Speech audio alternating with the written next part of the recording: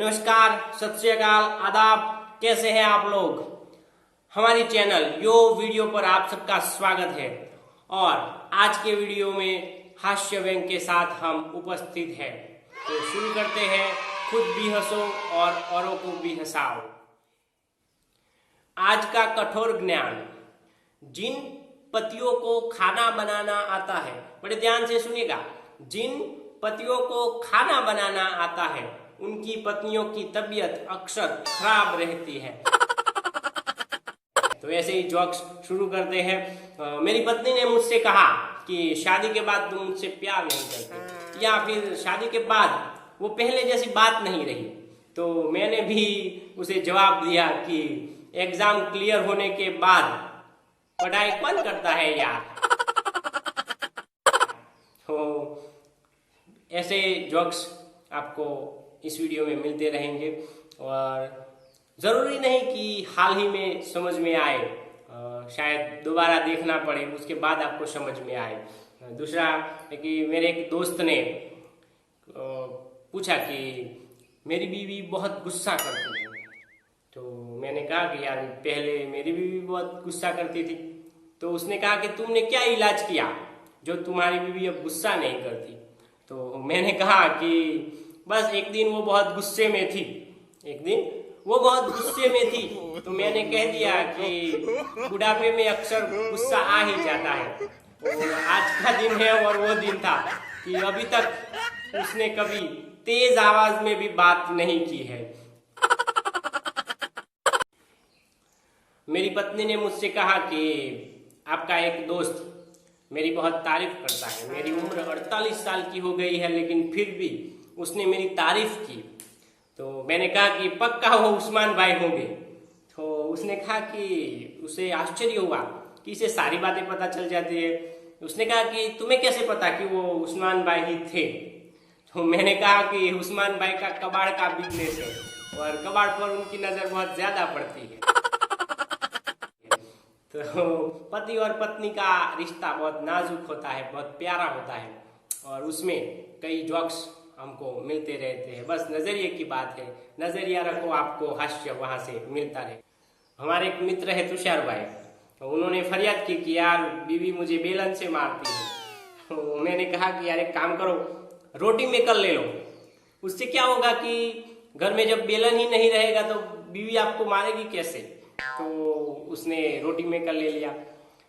कुछ दिन ठीक चला, बंदा बड़ा मजे से रह रहा था और अचानक एक दिन मुझ पर फोन आया। मैंने पूछा कि सब ठीक ठाक है? बोला हाँ सब ठीक है। तो मैंने क्यों फोन किया? उसने कहा कि भाई वॉशिंग मशीन किस कंपनी का अच्छा रहेगा? तो छोटी छोटी बातों में हमें हास्य मिलता रहता है। हर एक दोस्त है, कुछ बातें अब स्कूल की लेते हैं। तो आपको याद होगा कि वो लड़कियां भी आतंकवादियों से कम नहीं होती थी, जो सर के क्लास में आते ही कहती थी कि सर आज तो आपने होमवर्क चेक करने के लिए बोला था, और हम सबको फिर मार पड़ती थी। तो स्कूल टाइम भी बड़ा मजेदार होता है और वहां पे काफी हास्य हमको मिलता रहता है। और आजकल के बच्चे देखिए, उनको इतने नंबर आते हैं एग्जाम में, 98, 97, 99। हमें तो सिर्फ इतना बुखार ही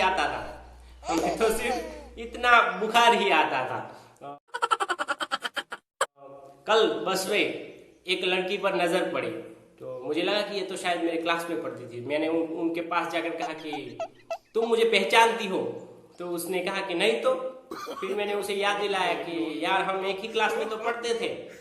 फिर उसे याद आया और उसने कहा कि पढ़ती तो सिर्फ मैं थी, तुम तो सिर्फ मुर्गा बनते थे। और बस में बेइज्जती हो गई यार। तो ऐसे हास्य रस मिलता रहता है। एक बार एक केबीसी में गुजराती व्यक्ति चला गया। कुछ क्वेश्चन के बाद जब लाइफलाइन की जरूरत पड़ी तो अमिताभ बच्चन ने पूछा कि आप किस व्यक्ति को फोन लगाना चाहते हैं? तो उस व्यक्ति ने कहा कि रमेश भाई को फोन लगाइए। तो अमिताभ बच्चन ने कहा कि आपको पता है कि रमेश भाई को इस क्वेश्चन का आंसर श्योरली पता होगा? तो वहां बैठे गुजराती व्यक्ति ने कहा कि आंसर का जवाब उसे पता होगा ये तो नहीं पता, लेकिन एक बात पक्की है कि मेरे 5 लाख उसके पास पड़े हैं। कई दिनों से फोन लगा रहा हूँ, मेरा फोन उठाता नहीं है। अमिताभ बच्चन का नाम पढ़कर वो फोन उठाएगा। सबके सामने अगर मैं उससे पैसे मांगूंगा तो उसकी बेइज्जती होगी और शायद नेशनल टीवी पर बेइज्जती ना हो, इसलिए घर आकर मुझे 5 लाख दे जाएगा। तो यहाँ मैं जीतू या ना जीतू, लेकिन मेरे जो 5 लाख वहां पे पड़े हैं वो तो क्लियर हो जाएंगे।